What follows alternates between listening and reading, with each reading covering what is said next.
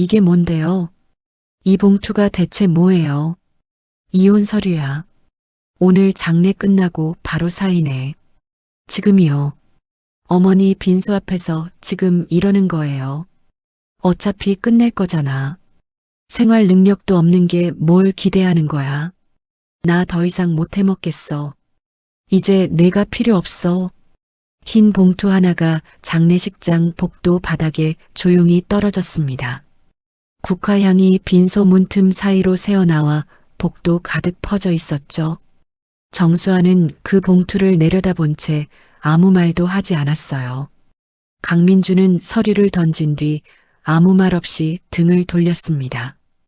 구두 소리가 텅 빈 복도를 울리며 점점 멀어져 갔죠. 빈소 안에서는 아직 조문객들의 낮고 조용한 목소리가 들려오고 있었어요. 정수아는 그 자리에서 움직이지 않았습니다. 다리에서 힘이 빠지는 것 같았지만 주저앉지 않았죠. 어머니를 보낸 지 채 하루도 되지 않은 밤이었어요. 이 남자에게 도대체 무슨 일이 있었던 걸까요? 어머니의 빈소 앞에서 이혼 서류를 꺼낼 수 있는 사람이 대체 어떤 사람인 걸까요? 그런데 이 이야기는 거기서 끝이 아니었습니다. 며칠이 지난 후 그 남자는 새 사업을 위해 임대할 건물을 찾아 나섰어요.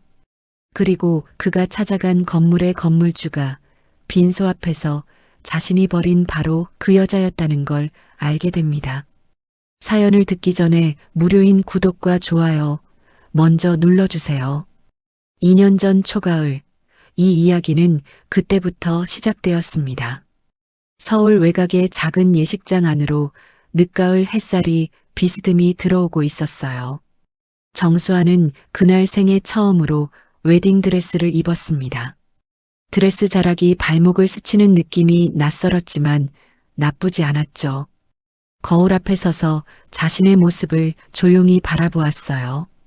어머니 이순자가 오랫동안 혼자 준비해온 작은 예식이었습니다. 이순자는 드레스를 입은 딸의 모습을 보며 아무 말도 하지 않았어요. 이순자는 그냥 조용히 딸을 바라볼 뿐이었죠. 눈가에 뭔가가 맺히는 것 같았지만 손등으로 가만히 닦아냈습니다. 강민주는 반듯한 얼굴에 반듯한 턱시도를 입고 단상에 서 있었어요. 회사 동기의 소개로 처음 만난 지 6달 만의 결혼이었죠. 수아는 그때 민준이 자신을 진심으로 좋아한다고 믿었습니다. 결혼식 내내 민준은 하객들 앞에서 환하게 웃었어요. 혼인 서약이 끝나고 이순자 앞에 섰을 때 민준의 인사가 미묘하게 늦었죠. 수아는 그 순간을 알아채지 못했습니다. 하지만 이순자는 그 순간을 놓치지 않았어요. 예식이 끝난 후 이순자는 딸의 손을 두 손으로 잡았습니다. 두 손이 맞닿은 순간 수아는 어머니의 손이 생각보다 훨씬 거칠다는 걸 느꼈어요. 평생 이 손으로 일만 해온 사람의 손이었죠. 잘 살아라. 몸 챙기고. 이순자에게는 그 두 마디가 전부였습니다. 이순자는 더 이상 아무것도 덧붙이지 않았어요. 수아는 그 짧은 말이 뭔가를 담고 있다는 걸 그때는 알지 못했죠. 그렇게 정수아의 결혼 첫 해가 시작되었습니다. 두 사람은 마포구의 작은 전세 아파트에 살기 시작했어요. 수아는 동네 회계사무소에서 파트타임으로 일했고 민주는 중소기업 영업팀에 다녔죠. 수아가 벌어오는 수입이 넉넉하진 않았지만 적지도 않았습니다. 그런데 민주는 종종 그 돈을 두고 이런 말을 꺼냈어요. 그 돈이 무슨 돈이야. 그거 갖고 뭘 할 수 있겠어. 수아는 그 말에 아무 대꾸도 하지 않았습니다. 입술을 한번 지그시 누르고 돌아섰을 뿐이었어요. 어머니는 결혼 후에도 자주 연락을 해오지 않았죠. 한 달에 한 번 짧은 문자 하나가 전부였습니다. 잘 먹고 있니? 그 한 줄이 다였어요. 수아는 그 문자가 도착할 때마다 핸드폰을 한참 들여다보곤 했죠. 결혼 첫 해가 지나면서 민준의 퇴근 시간이 조금씩 늦어지기 시작했습니다. 처음에 민주는 야근이 많아졌다고 했어요. 그 다음엔 거래처 접대가 잦아졌다고 했죠. 수아는 밥을 혼자 차려 혼자 먹는 날이 점점 많아졌습니다. 그래도 수아는 아무 말도 꺼내지 않았어요. 부부란 원래 그런 거라고 스스로를 달래며 지냈습니다. 그러던 어느 날 어머니에게서 전화가 왔어요. 평소보다 낮고 조용한 목소리였습니다. 수아야, 나 몸이 좀 안 좋다. 병원을 가봐야 할 것 같아. 수아의 손이 전화기를 쥔 채로 굳어졌어요. 어머니는 살면서 아프다는 말을 단 한 번도 한 적이 없었죠. 그 한마디가 보통 말이 아니라는 걸 수아는 직감했습니다. 병원 검사 결과는 생각보다 빠르게 나왔어요. 진단명 아래 말기라는 두 글자가 선명하게 적혀 있었습니다. 수아는 병원 복도에 혼자 서서 그 결과지를 손에 들고 있었죠. 종이가 손끝에서 가늘게 떨리고 있었어요. 차가운 형광등 불빛 아래 흰 종이 위에 글자들이 눈에 들어오지 않았습니다. 민준에게 전화했지만 받지 않았어요. 2번, 3번 눌러도 연결이 되지 않았죠.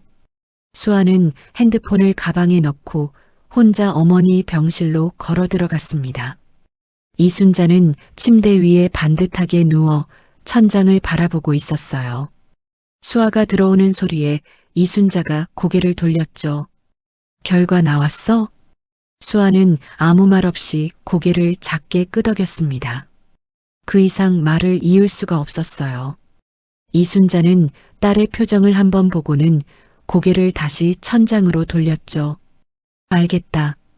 이순자는 그 말만 하고 더 이상 묻지 않았습니다. 정수아 역시 그 자리에서 울지 않았어요. 두 사람은 그냥 그 침묵 속에 함께 있었죠. 소독약 냄새가 병실 공기를 가득 채우고 있었습니다. 창밖으로 가을이 빠르게 저물어가고 있었어요. 어머니의 입원이 시작된 뒤에도 집안 살림은 전부 수아 혼자였어요. 아침에 눈을 뜨면 민준의 도시락을 먼저 쌌습니다. 회계 사무소 파트타임을 마치고 어머니 병원에 들렀다 돌아오면 저녁 9시가 넘어 있었죠. 그 긴 시간 동안 민주는 냉장고를 열어본 흔적조차 남기지 않았습니다. 싱크대 안에 그릇이 쌓여 있었고 거실 바닥에는 벗어놓은 양말이 두 짝 흩어져 있었어요. 수아는 가방을 내려놓고 조용히 앞치마를 둘렀죠. 쌓인 그릇들을 먼저 헹구고 냉장고에서 재료를 꺼내 도마 위에 올렸습니다. 칼질 소리가 좁은 주방 안에서 혼자 길게 울렸어요. 양파를 썰다가 눈이 맵게 시려왔죠. 눈가가 뜨거워졌지만 수아는 그냥 계속 썰었습니다. 양파 때문인지 아닌지 스스로도 정확히 알 수 없었어요. 팔을 다듬고 마늘을 다지는 동안 손끝에 냄새가 깊이 배어들었죠. 저녁 준비를 마치는데 꼬박 1시간이 걸렸습니다. 어머니 병원에서 돌아온 직후라 허리가 묵직하게 뻐근했어요. 그때 현관 열쇠 돌아가는 소리가 복도에서 났죠. 민주는 코트를 소파 팔걸이에 휙 던지며 들어왔습니다. 식탁을 한번 흘끗 보더니 아무 말 없이 턱을 들었어요. 이게 오늘 반찬다야. 뭔가 너무 빈약하지 않아. 어머니 병원 다녀오느라 늦었어요. 더 하려면 30분은 더 기다려야 해요. 민주는 수아의 말에 아무 대꾸도 없이 냉장고에서 음료수를 꺼냈습니다. 소파에 앉아 핸드폰을 들더니 아무 말 없이 화면을 스크롤했어요. 수아는 그 모습을 잠깐 바라보다가 다시 가스레인지 앞으로 돌아섰죠. 두 사람은 마주 앉아 밥을 먹었지만 한 번도 눈이 마주치지 않았습니다. 뉴스에서 흘러나오는 소리만이 식탁 위를 채웠어요. 민주는 빠르게 먹고 수저를 내려놓았죠. 어머니 언제까지 입원해 있는 거야? 병문안 가봐야 하는 거야? 가도 되고 안 가도 돼요. 많이 힘들어 보이셔서. 나 바빠. 요즘 거래처 건으로 시간이 잘 안 나. 민주는 그 말을 아무렇지도 않게 내뱉고 안방으로 들어가 버렸습니다. 등 뒤로 안방 문 닫히는 소리가 짧게 울렸어요. 수아는 혼자 남은 식탁 앞에서 조용히 숟가락을 들었죠.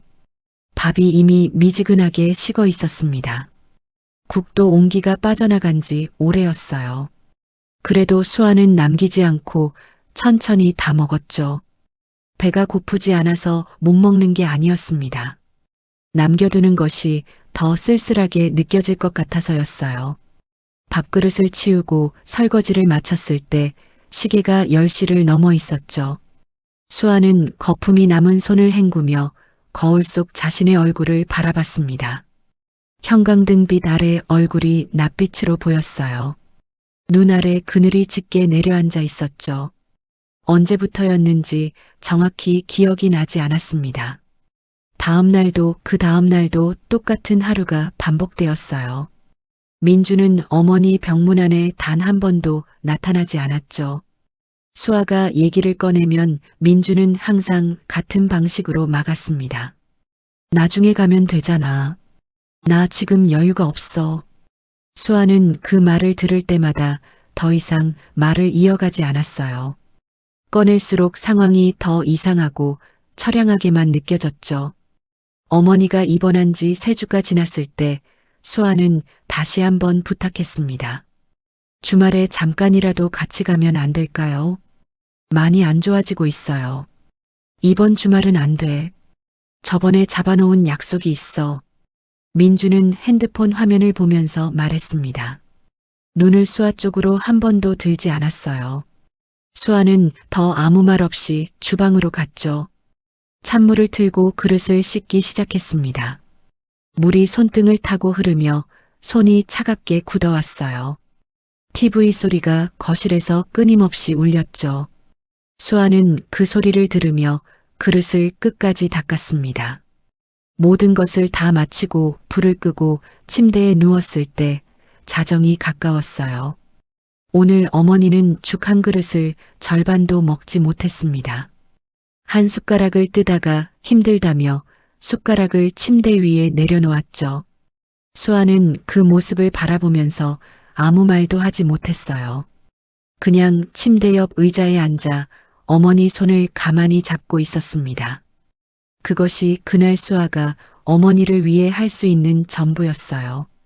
천장을 바라보며 수아는 눈을 감지 않았죠.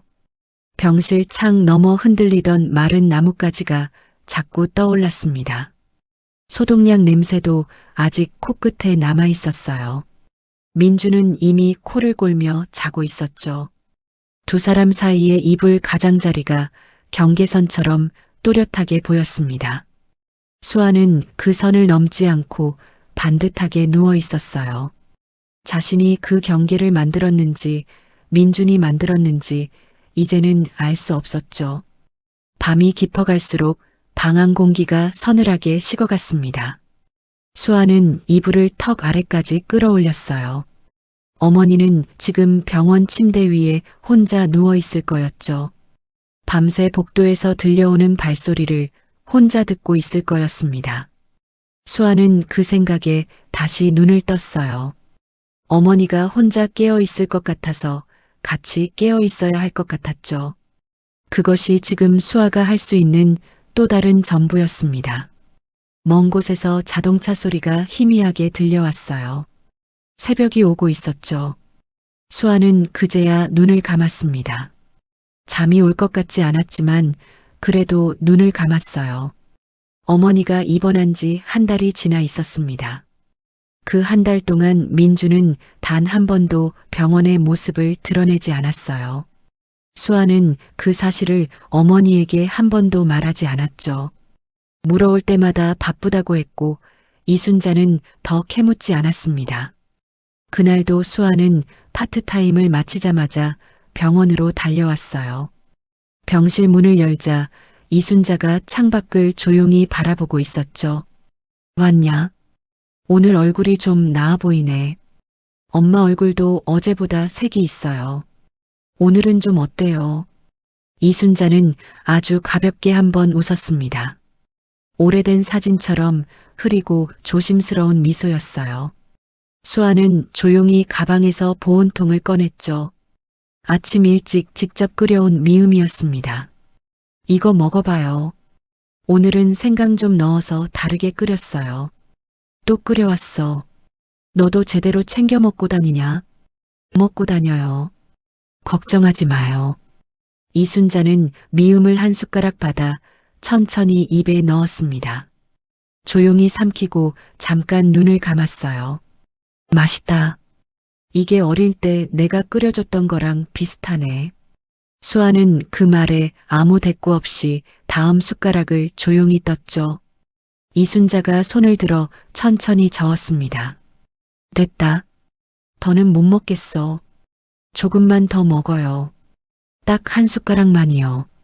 이순자는 천천히 고개를 저었어요. 하지만 딸이 내미는 숟가락을 한참 바라보다가 한 번 더 받아 먹었죠. 그 두 숟가락이 그날의 전부였습니다. 두 숟가락이 어머니가 그날 먹을 수 있는 한계였어요. 수아는 보온통 뚜껑을 닫고 어머니 옆에 조용히 앉았죠. 창으로 늦가을 햇살이 비스듬하게 들어오고 있었습니다. 병실 안이 잠깐 따뜻하게 느껴졌어요. 이순자가 창밖을 바라보며 천천히 입을 열었죠. 요즘 어떻게 지내고 있냐? 집에서 잘 지내요. 별거 없어요. 민준이는 어떻더냐? 잘 챙겨주고 있어? 바빠요. 이번 주도 거래처 건이 있다고. 이순자는 그 이상 더 묻지 않았습니다. 창밖으로 병원 뒤뜰에 마른 나무 한 그루가 서 있었어요. 바람도 없는데 가지 끝이 가늘게 떨리고 있었죠. 이순자는 그 나무를 한참 바라봤습니다. 수아야. 이순자가 낮은 목소리로 불렀어요. 네. 나 살던 집에 파란 수첩 하나 있어. 작은 거, 오래된 거. 수아는 하고 있던 손짓을 멈추고 고개를 들었습니다. 어머니가 먼저 무언가를 꺼내는 일이 흔치 않았어요. 파란 수첩이요? 무슨 수첩인데요? 있어. 찾으면 알 거야. 나중에 꼭 챙겨. 이순자는 그 말만 남기고 다시 창밖으로 시선을 돌렸습니다. 설명을 더 이어갈 생각이 없어 보였어요. 수아는 어머니의 얼굴을 살폈죠. 무언가를 말하려다 참는 것 같기도 했고 그냥 지친 것 같기도 했습니다. 어떤 수첩인데요? 뭐가 들어있는 거예요? 그냥 수첩이야. 나중에 보면 알아. 이순자는 말이 끝나기가 무섭게 천천히 눈을 감았어요. 그것이 대화를 더 이어가지 않겠다는 신호 같았죠. 수아는 그 이상 아무것도 묻지 않았습니다. 어머니의 손을 가만히 잡았어요. 뼈 위에 피부만 얇게 남은 것 같은 손이었죠. 손등에 시퍼런 핏줄이 선명하게 드러나 있었습니다. 수아는 그 손을 두 손으로 감싸 쥐었어요. 두 손을 통해 어머니의 온기가 천천히 전해졌죠. 이순자가 눈을 감은 채로 조용히 말했습니다. 넌 괜찮아질 거야. 엄마가 알아. 수아는 아무 말도 하지 못하고 그냥 가만히 있었어요. 무슨 의미인지 묻고 싶었지만 입이 열리지 않았죠. 대신 어머니의 손을 조금 더 꽉 쥐었습니다. 창으로 들어오는 햇살이 이순자의 얼굴을 부드럽게 비쳤어요. 눈을 감고 있어서인지 표정이 평온해 보였죠. 숨소리가 조용하고 고르게 이어졌습니다. 수아는 그 숨소리를 들으며 한동안 자리를 뜨지 않았어요. 병실 밖에서 간호사들이 지나가는 기척이 났죠.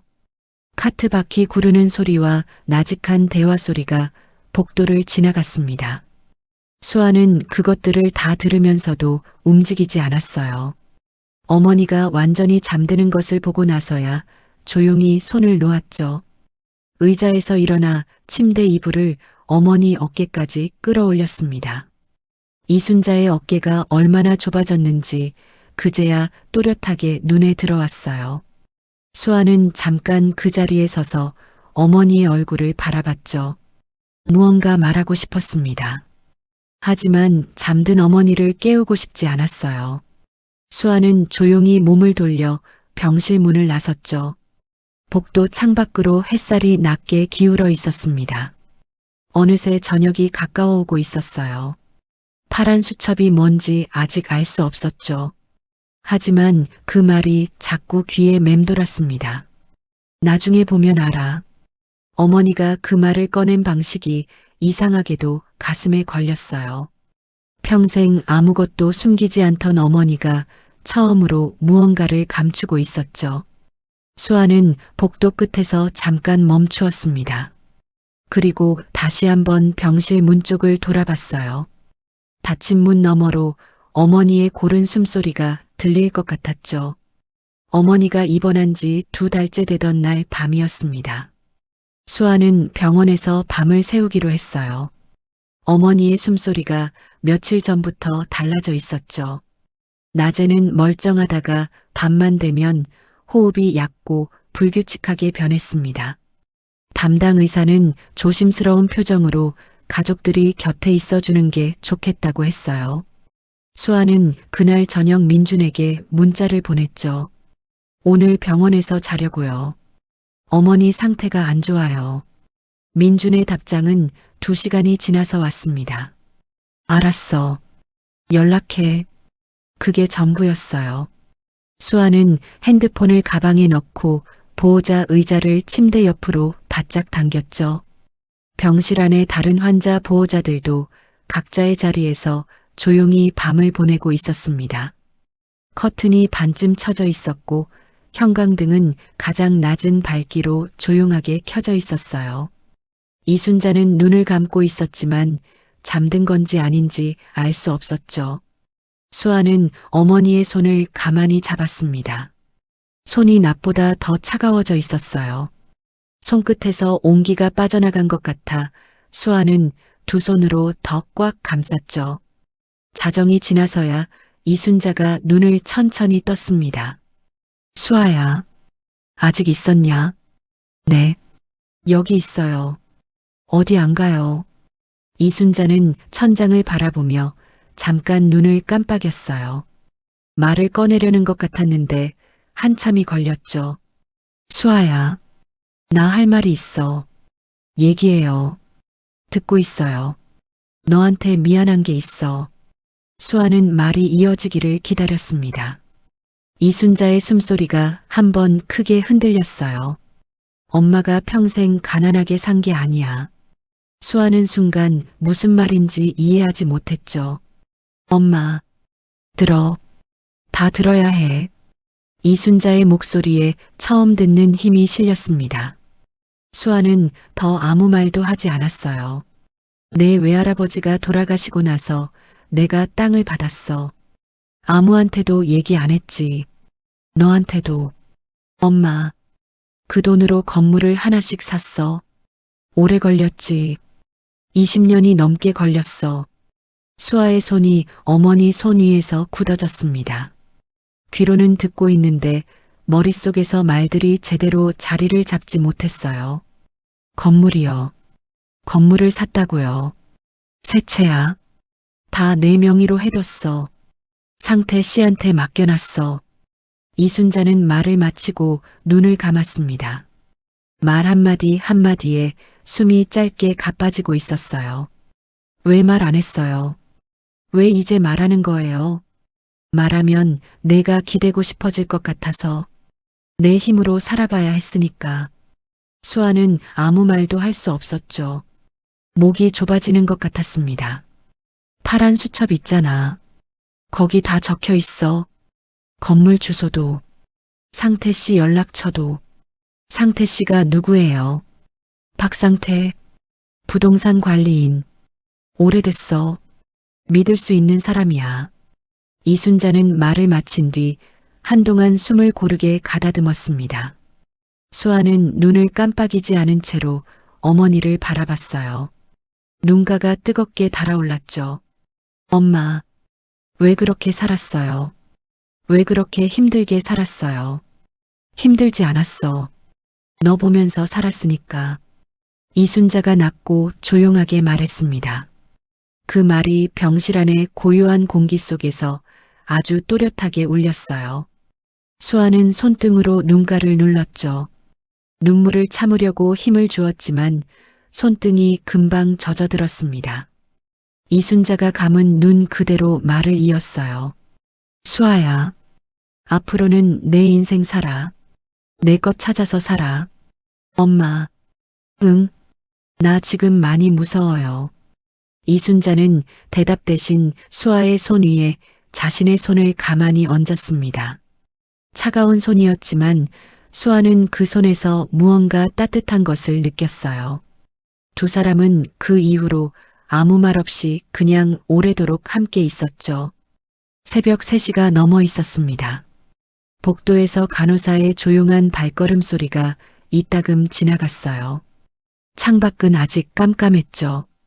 이순자의 숨소리는 새벽 4시쯤부터 다시 얕아지기 시작했습니다. 수아는 자리를 비우지 않았어요. 어머니의 손을 계속 잡고 있었죠. 그리고 새벽 5시가 조금 지났을 때였습니다. 이순자의 숨소리가 조용히 멈췄어요. 간호사가 달려왔고 의사가 왔고 커튼이 쳐졌죠. 수아는 그 모든 것이 진행되는 동안 침대 옆에 서 있었습니다. 어머니의 손은 아직 놓지 않았어요. 차가워지고 있었지만 수아는 그 손을 끝까지 쥐고 있었죠.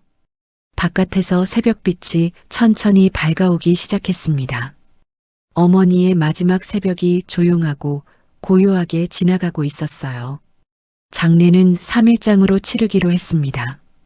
수아 혼자 접수를 하고 빈소를 꾸렸어요. 장례 지도사가 안내하는 순서마다 수아는 조용히 고개를 끄덕이며 따랐죠. 서류를 작성하고 도장을 찍고 영정사진을 골랐습니다. 어머니의 영정사진은 5년 전 동네 사진관에서 찍은 증명사진이었어요. 배경이 파란 그 사진 속에서 이순자는 약간 어색한 표정을 짓고 있었죠. 살면서 사진을 잘 찍지 않았던 어머니였습니다. 그 한 장이 남아있다는 것만으로도 다행이었어요. 국화가 빈소 앞에 하나씩 놓이기 시작했죠. 민준에게는 어머니가 돌아가신 직후 전화를 했습니다. 신호가 6번 울리고 나서야 연결이 됐어요. 어머니 돌아가셨어요.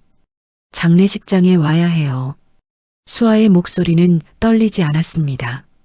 밤새 눈물을 다 써버린 것 같았어요. 민준이 도착한 건 전화를 받고 4시간이 지나서였죠.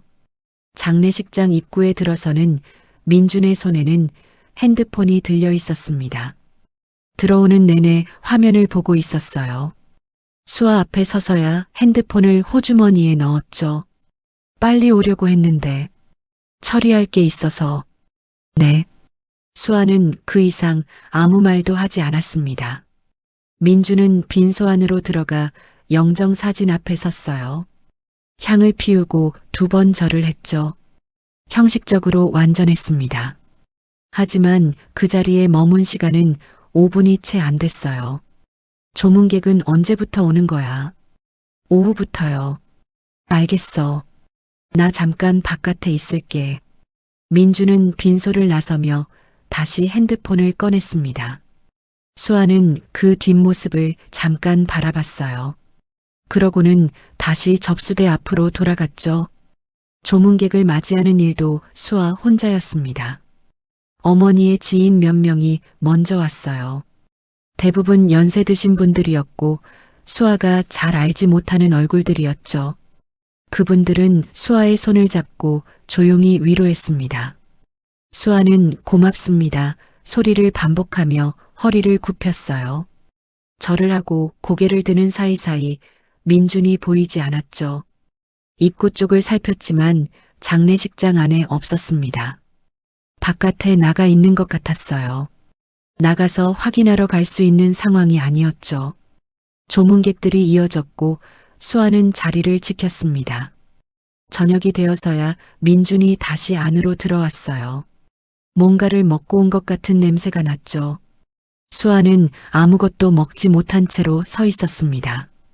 누군가 건네준 물 한 컵이 하루의 전부였어요. 다리가 묵직하게 무거웠죠. 허리 아래쪽이 둔하게 아파오고 있었습니다. 하지만 수아는 자리를 비우지 않았어요. 어머니의 영정 사진이 바라보이는 자리를 떠날 수 없었죠. 밤이 깊어지자 민준이 옆에 앉았습니다. 한동안 아무 말도 없었어요. 수아도 말을 꺼내지 않았죠. 그런데 얼마 지나지 않아 민준의 핸드폰이 조용히 진동했습니다. 민준이 화면을 확인하더니 자리에서 일어났어요. 나 잠깐 나갔다 올게. 급한 연락이 왔어. 지금 몇 시인 줄 알아요? 금방 와. 민준은 빠른 걸음으로 빈소를 나갔습니다. 구두 소리가 복도에서 멀어지고 다시 조용해졌어요. 수아는 혼자 남아 어머니의 영정 사진을 바라봤죠. 사진 속 이순자가 어색하게 웃고 있었습니다. 그 표정이 이상하게도 오늘따라 낯설게 보이지 않았어요. 수아는 사진 앞에 놓인 국화 한 송이를 가만히 바라봤죠. 흰 꽃잎 위로 등 불빛이 부드럽게 내려앉고 있었습니다. 빈소 안은 아주 고요했어요. 어머니 혼자 있는 것 같아서 수아는 그 자리를 오래 지켰죠. 민주는 2시간이 지나도 돌아오지 않았습니다. 장례 이틀째가 밝았습니다. 밤을 꼬박 새운 수아의 눈 아래로 짙은 그늘이 내려앉아 있었어요. 눈이 뻑뻑하게 건조했고 목이 잠겨 있었죠. 민주는 새벽 늦게 돌아와 장례식장 한쪽 소파에서 잠들었습니다. 아침에 일어나서도 먼저 핸드폰을 들었어요. 수아는 그 모습을 바라보다가 아침 준비를 하러 나갔죠. 장례식장 매점에서 따뜻한 국물을 사다가 혼자 서서 마셨습니다. 종이컵 안의 국물이 금방 식었어요. 그래도 아무것도 안 먹는 것보다는 나았죠. 이날 낮부터 조문객들이 더 많이 찾아왔습니다. 어머니의 옛 지인들, 동네 사람들, 수아의 회사 동료 몇 명이었어요. 수아는 그들 앞에서 무너지지 않으려고 몸에 힘을 주고 있었죠. 절을 하고 감사 인사를 반복하는 동안 발끝이 저려왔습니다. 상복 아래 무릎이 시렸지만 자리를 지켰어요. 민주는 오전 내내 보이지 않았습니다. 누가 민주는 어디 갔냐고 물으면 수아는 잠깐 자리를 비웠다고 했어요. 그 말을 반복할 때마다 가슴이 이상하게 무거웠죠. 수치스러운 건지 억울한 건지 정확히 알 수 없었습니다. 2가지가 한꺼번에 섞여 있는 것 같았어요. 오후에 민준이 돌아왔을 때 조문객이 자리를 가득 채우고 있었죠. 민준은 사람들 사이에서 능숙하게 인사를 했습니다. 목소리를 낮추고 표정을 차분하게 가다듬었어요. 장인어른의 지인들 앞에서 위로를 건네는 말투가 자연스러웠죠. 누군가는 사위가 듬직하게 생겼다고 했습니다. 수아는 그 말을 들으며 아무 표정도 짓지 않았어요. 저녁 무렵 조문객이 빠져나가고 빈소가 다시 조용해졌습니다. 민준이 수아 옆에 앉으며 낮은 목소리로 말했어요. 오늘 다 끝나면 잠깐 얘기하자. 무슨 얘기요? 내일 장례 끝나고 나서 할 말이 있어. 수아는 그게 무슨 말인지 물어보지 않았습니다. 민준의 표정이 평소와 달리 너무 정리된 얼굴이었어요. 감정이 없는 얼굴이었죠. 무언가 이미 결정하고 온 사람의 얼굴이었습니다. 수아는 가슴 한가운데가 서늘하게 가라앉는 느낌을 받았어요. 하지만 물어보지 않기로 했죠. 어머니의 영정사진 앞에서 민준에게 집중하고 싶지 않았습니다. 밤이 되었고 빈소에 다시 2사람만 남았어요. 수아는 어머니의 사진을 바라보며 조용히 앉아 있었습니다. 촛불이 조용히 흔들리고 있었어요. 국화향이 빈소 안을 천천히 채우고 있었죠. 민주는 다시 자리를 비웠습니다. 이번엔 밖에 나가지 않고 빈소 안 한 구석에 앉아 핸드폰을 들었어요. 손가락이 쉬지 않고 움직이고 있었죠. 수아는 그쪽을 보지 않기로 했습니다. 어머니와 함께 할 수 있는 마지막 밤이었으니까요. 수아는 어머니의 사진 앞으로 조금 더 가까이 의자를 당겼습니다. 국화 한 송이를 조심스럽게 다시 세워 놓았어요. 꽃잎이 손끝에 부드럽게 닿았죠. 이순자의 사진 속 눈이 딸을 바라보고 있는 것 같았습니다. 어색한 표정이었지만 눈빛은 어색하지 않았어요. 수아는 그 눈빛을 오래 바라봤죠. 어머니가 마지막으로 했던 말이 다시 귀에 들렸습니다. 너 보면서 살았으니까. 눈가가 뜨거워졌지만 수아는 눈물을 흘리지 않았어요. 오늘 밤은 울지 않기로 했죠. 어머니 앞에서 무너지지 않기로 했습니다. 촛불이 한번 크게 흔들렸어요. 빈소안이 잠깐 조용해졌다가 다시 조용해졌습니다. 국화향이 다시 코끝으로 짙게 밀려왔어요. 내일이면 장례가 끝나는 거였죠. 그리고 내일 민준이 무슨 말을 꺼낼지 수아는 이미 어렴풋이 알고 있었습니다. 알고 있었지만 확인하고 싶지 않았어요. 밤이 깊어갈수록 빈소의 공기가 서늘해졌죠. 수아는 손을 무릎 위에 가지런히 올려놓고 어머니와 함께 밤을 보냈습니다. 장례 셋째 날이었습니다. 발인이 끝나고 마지막 조문객이 빠져나갔어요. 빈소안이 하루 중 가장 조용한 시간이 되었죠. 수아는 꺼져가는 촛불 심지를 정리하고 국화를 가지런히 다듬었습니다. 손가락 끝에 꽃잎 냄새가 배어들었어요. 그때 민준이 빈소문을 닫고 복도로 나오라고 했죠. 잠깐 나와. 무슨 일인데요? 지금 정리 중이에요. 나와. 할 말 있다고 했잖아. 수아는 하던 일을 멈추고 복도로 나왔습니다. 형광등 불빛이 복도를 차갑게 비추고 있었어요. 민주는 이미 서류 봉투를 손에 들고 있었죠. 흰 봉투였습니다. 수아는 그것을 보는 순간 숨을 한번 조용히 들이켰어요. 이게 뭔데요? 이 봉투가 대체 뭐예요? 이혼 서류야. 사인해. 민준의 목소리는 낮고 건조했습니다. 감정이 전혀 실려있지 않은 목소리였어요. 오래전부터 결정해뒀던 말을 꺼내는 사람의 말투였죠. 봉투가 수아의 발치로 던져졌습니다. 흰 봉투가 복도 바닥에 납작하게 떨어졌어요. 지금이요. 어머니 빈소 앞에서 지금 이러는 거예요. 어차피 끝낼 거잖아. 지금 하나 나중에 하나 똑같아. 지금 무슨 말을 하는 거예요. 어머니가 오늘 돌아가셨어요. 나도 알아. 그러니까 정리하는 거잖아. 민주는 팔짱을 끼고 수아를 바라봤습니다. 눈빛에 흔들림이 없었어요. 생활 능력도 없는 게 뭘 기대하는 거야. 나 더 이상 못 해먹겠어. 이제 내가 필요 없어. 그 말이 복도 안에서 짧고 선명하게 울렸습니다. 수아는 아무 말도 하지 않았어요. 할 수 있는 말이 없는 게 아니었죠. 하지 않기로 한 거였습니다. 민주는 수아가 아무 반응을 안 하자 한 번 더 말했어요. 내일까지 사인해서 줘. 변호사 통해서 하면 더 복잡해지니까. 수아는 바닥에 떨어진 봉투를 내려다봤습니다. 흰 봉투가 형광등 불빛을 받아 창백하게 빛나고 있었어요. 어머니의 빈소가 있는 방 바로 앞이었죠. 국화향이 문틈으로 계속 새어나오고 있었습니다. 민주는 더 할 말이 없다는 듯 몸을 돌렸어요. 구두 소리가 복도를 울리며 멀어졌죠. 엘리베이터 소리가 한 번 나고 조용해졌습니다. 수아는 그 자리에 그대로 서 있었어요. 움직여야 한다는 걸 알고 있었지만 다리가 말을 듣지 않았죠. 발끝이 얼음처럼 차가워졌습니다. 바닥에 봉투를 집어들지도 않았어요. 그냥 그 자리에 서 있었죠. 빈소 안에서 촛불이 흔들리는 기척이 문틈으로 새어나왔습니다.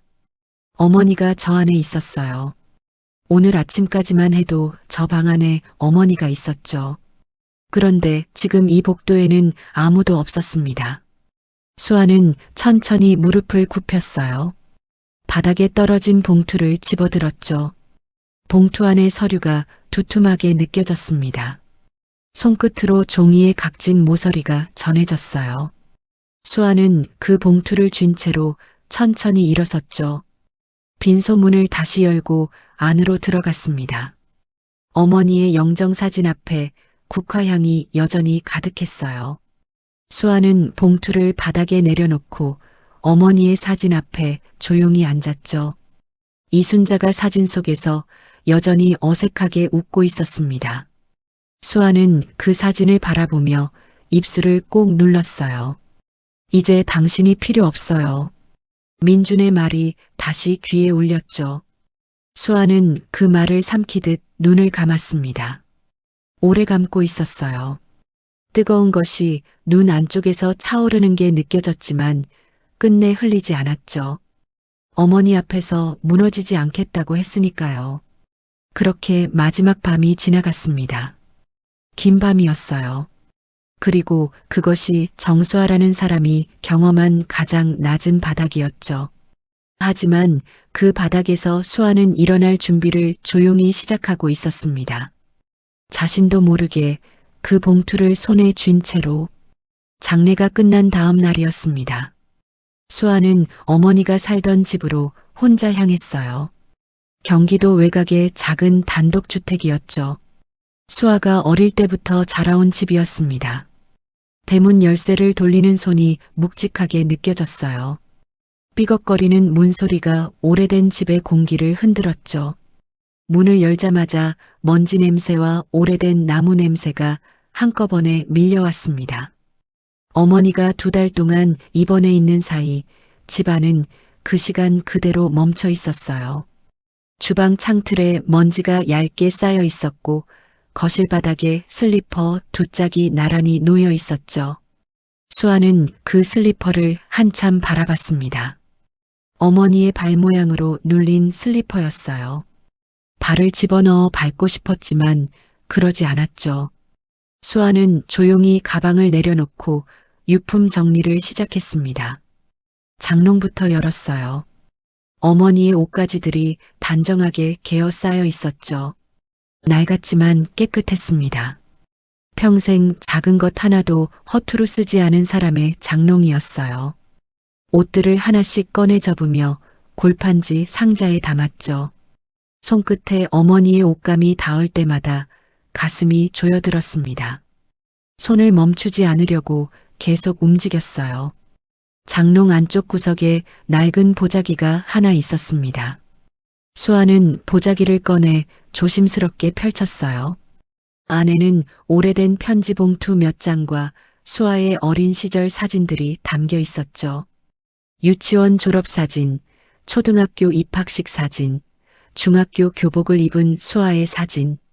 어머니는 이것들을 보자기에 싸서 장롱 가장 안쪽에 넣어뒀던 거였습니다. 수아는 그 사진들을 하나씩 꺼내 바라봤어요. 손이 멈췄죠. 눈이 뜨거워졌지만 계속 들여다봤습니다.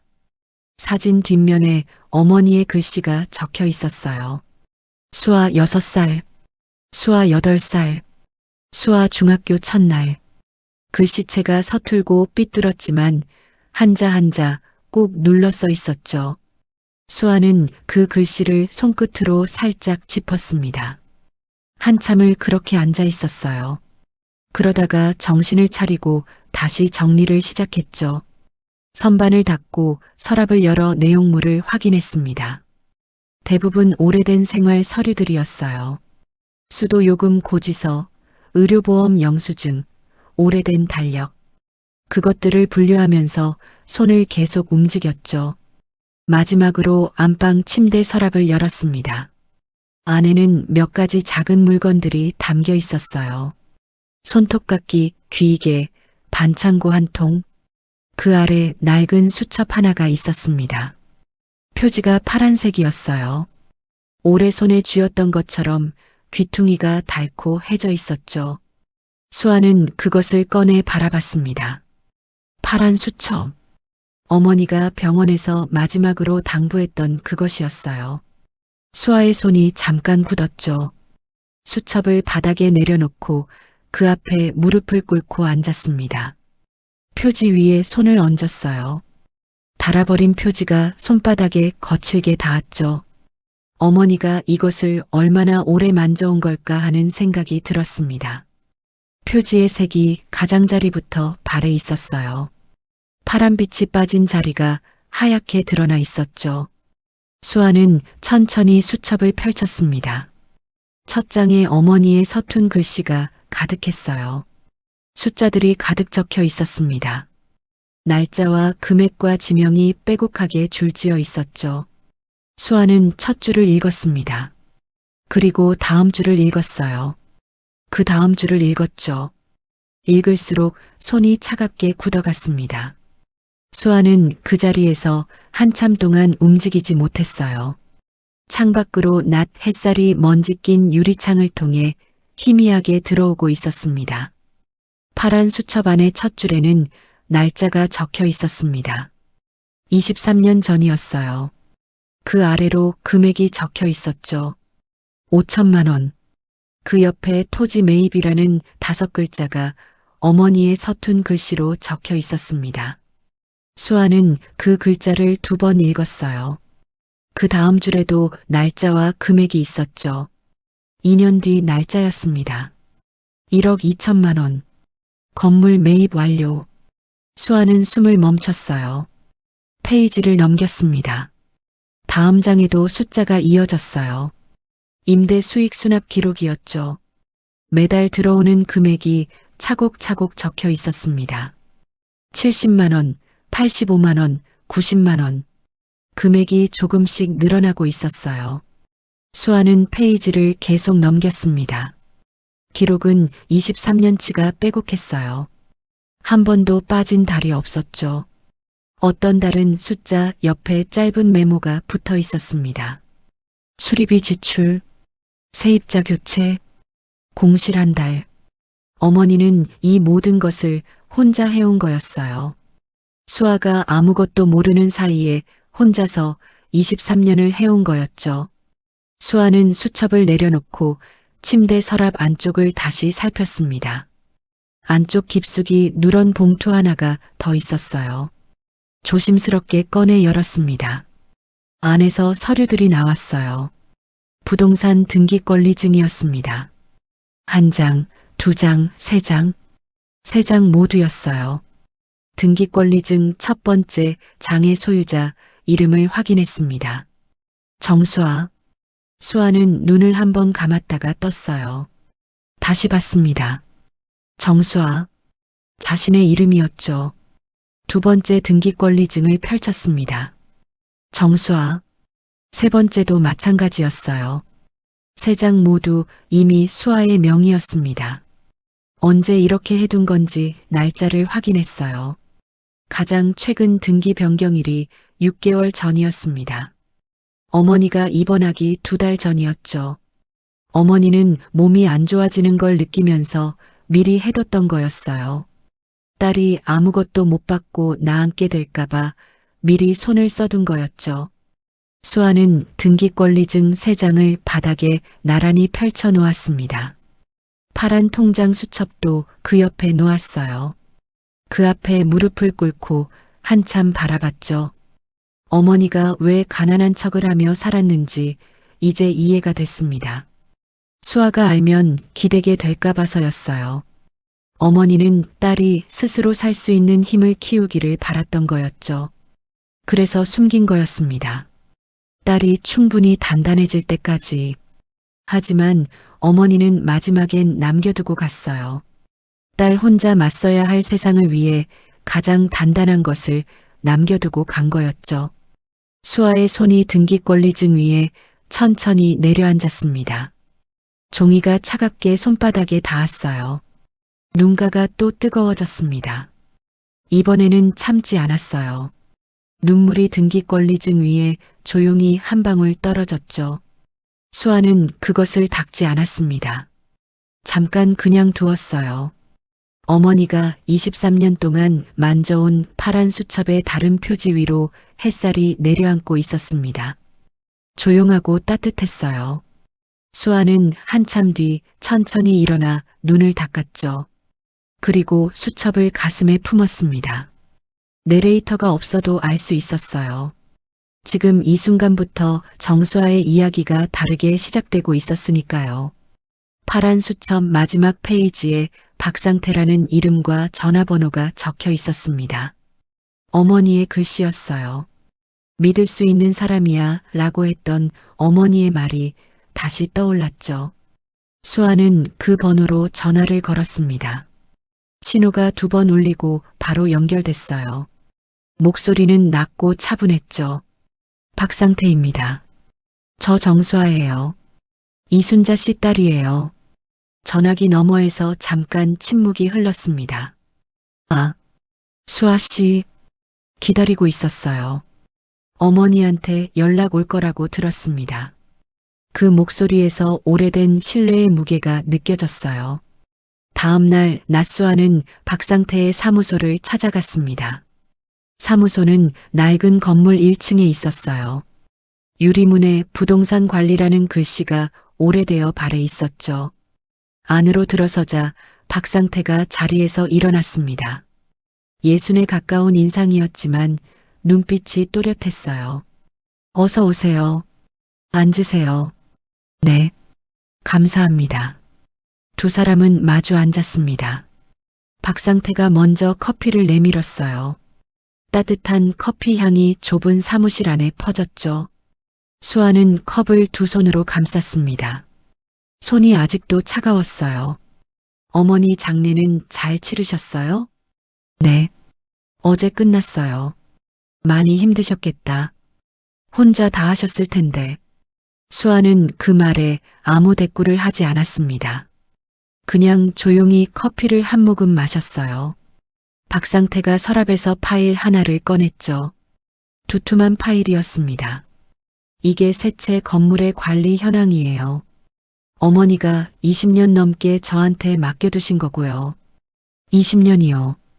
제가 수아 씨 돌잔치 사진도 봤어요. 어머니가 지갑에 넣고 다니셨거든요. 수아는 잠깐 눈을 내려깔았습니다. 박상태가 파일을 펼쳐 수아 앞에 놓았어요. 건물 세 채예요. 한 채는 상가 건물이고 나머지 두 채는 소규모 사무용 건물이에요. 위치가 다 괜찮은 데 있어요. 임대 수익은요. 세 채 합산해서 월 평균 450만 원 정도 들어오고 있어요. 공실 없이 꽉 차 있는 상태고요. 수아는 숫자를 들으면서도 실감이 나지 않았습니다. 한 달에 450만 원이라는 숫자가 공중에 떠 있는 것 같았어요. 어머니가 그걸 다 혼자 관리하셨던 거예요. 어머니는 대단한 분이셨어요. 저한테 맡기고 나서도 매달 직접 확인하셨거든요. 장부 보는 눈이 날카로우셨어요. 박상태는 말을 하다가 잠깐 멈췄습니다. 수아 씨 결혼하고 나서도 계속 수첩에 기록하셨어요. 수아 씨 남편분 오시는 날까지 대비해야 한다고 하셨거든요. 수아는 그 말이 무슨 의미인지 바로 이해했습니다. 어머니는 알고 있었던 거였어요. 민준이 어떤 사람인지를 처음부터 알고 있었던 거였죠. 그래서 명의를 미리 딸 앞으로 다 돌려놓은 거였습니다. 손끝이 차갑게 저려왔어요. 커피잔을 두 손으로 더 꽉 쥐었죠. 지금 어떻게 하실 생각이에요? 박상태가 조용하게 물었습니다. 수아는 잠깐 창밖을 봤어요. 햇살이 낮게 들어오고 있었죠. 건물 보러 가도 될까요? 직접 보고 싶어요. 박상태가 조용히 고개를 끄덕였습니다. 당연히 되죠. 오늘 바로 가시겠어요? 네. 지금 가고 싶어요. 박상태가 파일을 닫고 코트를 집어들었어요. 수아는 파란 통장 수첩을 가방 안에 조심스럽게 넣었죠. 어머니가 23년 동안 만져온 수첩이었습니다. 수아는 가방 위로 손을 한번 가볍게 얹었어요. 그리고 자리에서 일어섰습니다. 세 채의 건물을 모두 둘러보는데 오후 내내 걸렸습니다. 첫 번째 건물은 마포구 골목 안쪽에 자리 잡은 상가 건물이었어요. 4층짜리 건물로 1층은 카페, 2층은 미용실, 3층과 4층은 소형 사무실 두 곳이 있었죠. 박상태가 건물 입구에 서서 설명했습니다. 이 건물이 세 채 중에 제일 오래됐어요. 어머니가 처음 산 건물이에요. 수아는 건물 외벽을 한번 올려다봤어요.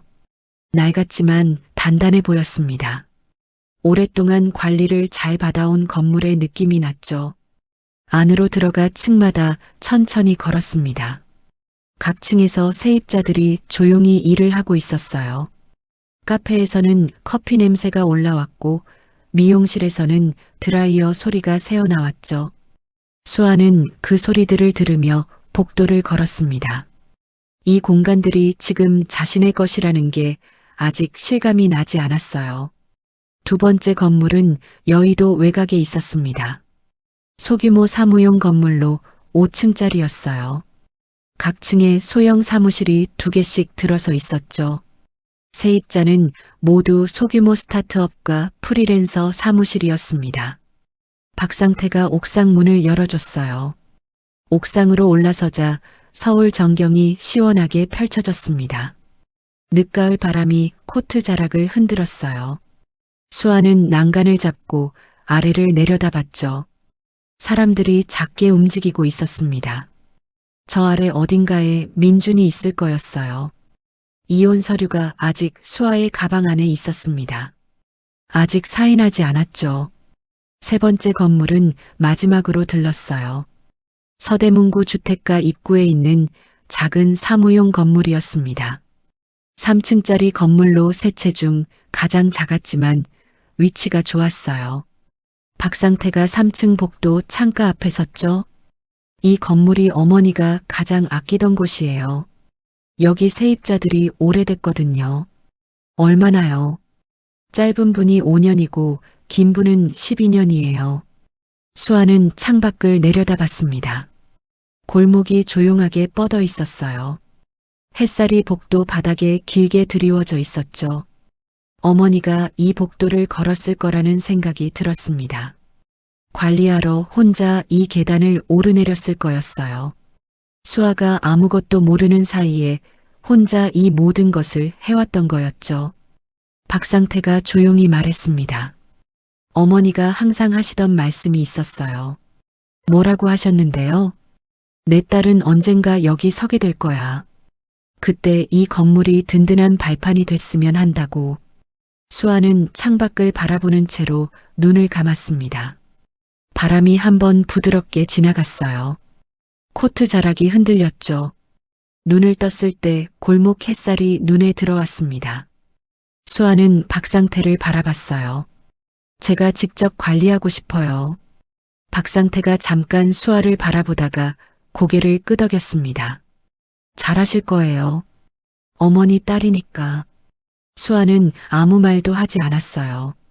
대신 복도 창가에 손을 얹었습니다. 창틀이 차갑게 손바닥에 닿았어요. 하지만 발 아래 건물은 단단하게 서 있었죠. 23년 동안 어머니가 딸을 위해 쌓아온 것들이 지금 이 복도 아래 단단히 박혀 있었습니다. 수아는 그 사실을 발바닥으로 느끼는 것 같았어요. 오래 서 있었습니다. 해가 조금씩 기울어가고 있었지만 수아는 움직이지 않았죠. 골목 끝에서 아이들 목소리가 들려왔어요. 어디선가 저녁 밥 짓는 냄새가 희미하게 올라왔습니다. 수아는 그 냄새를 맡으며 마음속에서 무언가 조용히 자리를 잡는 것을 느꼈죠. 두려움이 완전히 사라진 건 아니었습니다. 하지만 겁이 나도 해야 할 일이 생겼다는 게 조금 달랐어요. 처음으로 앞이 보이는 것 같았습니다. 아주 작게, 아주 천천히. 사흘이 지났습니다. 민주는 그 사흘 동안 이혼 서류를 2번 더 꺼냈어요. 처음엔 식탁 위에 올려놓았고 두 번째엔 수아 베개 옆에 놓아뒀죠. 수아는 2번 다 아무 말 없이 서류를 서랍에 집어넣었습니다. 사인하지 않았어요. 민주는 그것이 못마땅했는지 저녁부터 목소리가 거칠어졌죠.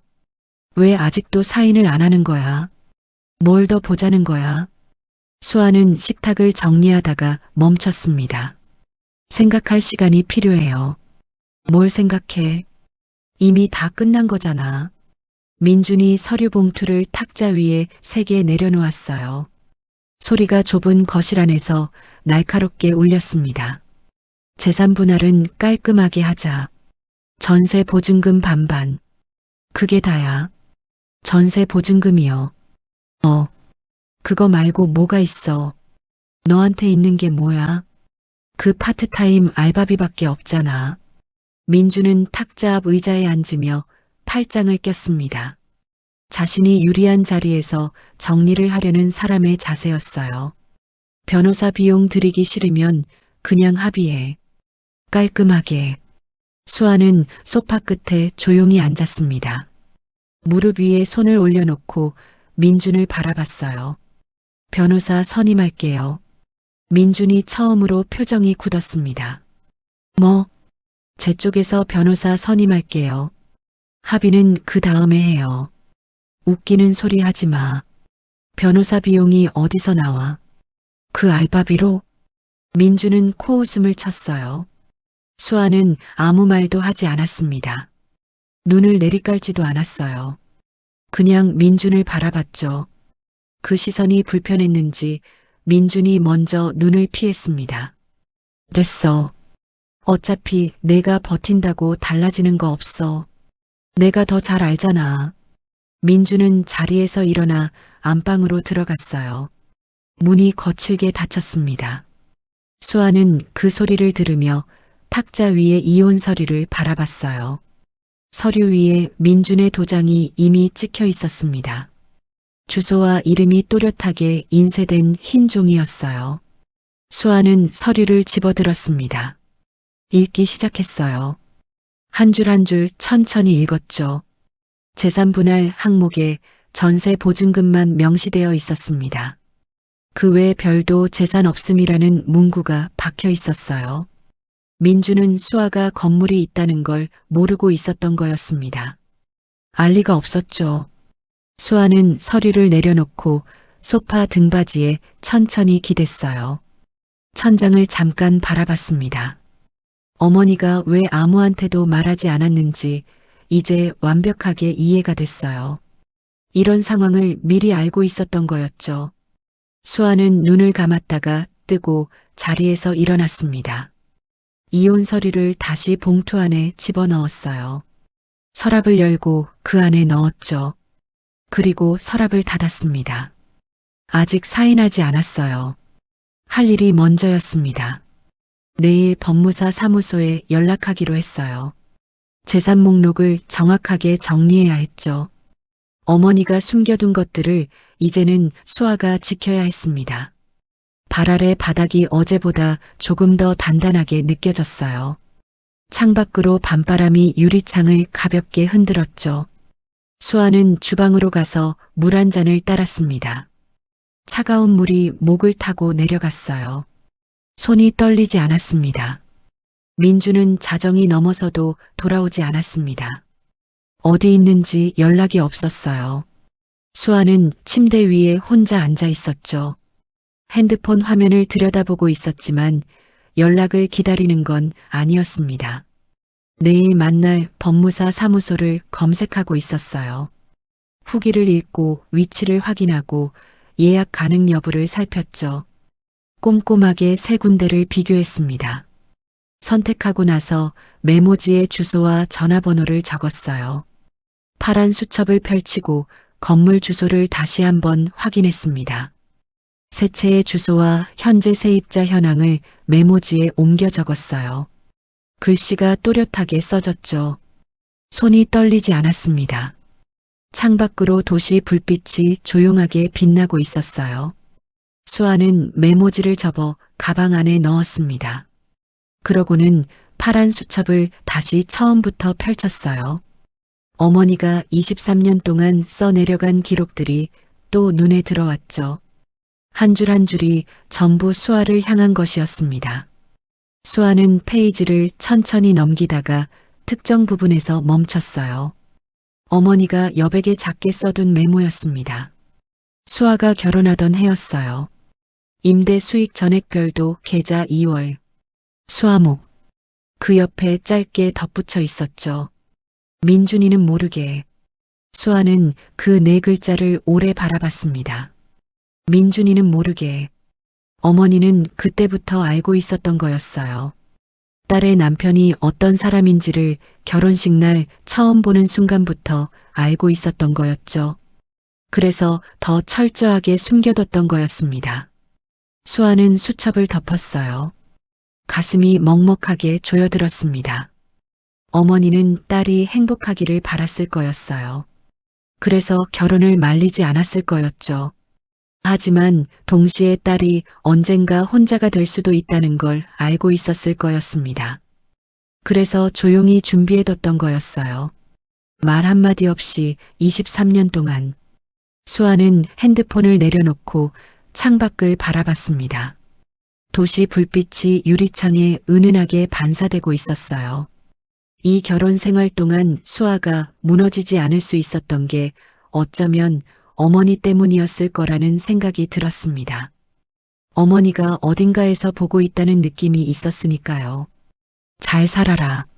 몸 챙기고. 결혼식 날 어머니가 했던 두 마디가 다시 귀에 울렸죠.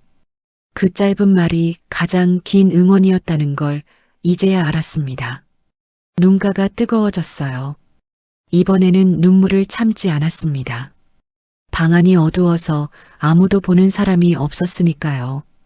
눈물이 뺨을 타고 조용히 흘러내렸어요. 수아는 닦지 않고 그냥 뒀습니다. 잠깐 흘리고 나서 손등으로 눈가를 닦았어요. 그리고 다시 핸드폰을 들었습니다. 법무사 사무소에 예약 문자를 보냈어요. 내일 오전 10시로 잡았습니다. 문자를 보내고 핸드폰을 내려놓았어요. 파란 수첩을 탁자 위에 조심스럽게 올려놓았습니다. 그 옆에 물컵이 있었어요. 물을 한 모금 마셨죠. 차갑고 조용한 물이었습니다. 수아는 등받이에 기대어 천장을 바라봤어요. 민준의 거짓말들이 하나씩 떠올랐습니다. 야근이라고 했던 날들, 거래처 접대라고 했던 밤들, 전화를 받지 않았던 수십 번의 순간들. 수아는 그것들을 하나씩 꺼내 바라봤어요. 화가 난 게 아니었습니다. 정확하게 확인하고 싶었던 거였죠. 자신이 믿었던 것들이 얼마나 오래 거짓이었는지를요. 현관 열쇠 소리가 새벽 2시에 났습니다. 민준이 들어오는 소리였어요. 수아는 눈을 감은 척 누웠죠. 민준은 아무 말 없이 소파로 갔습니다.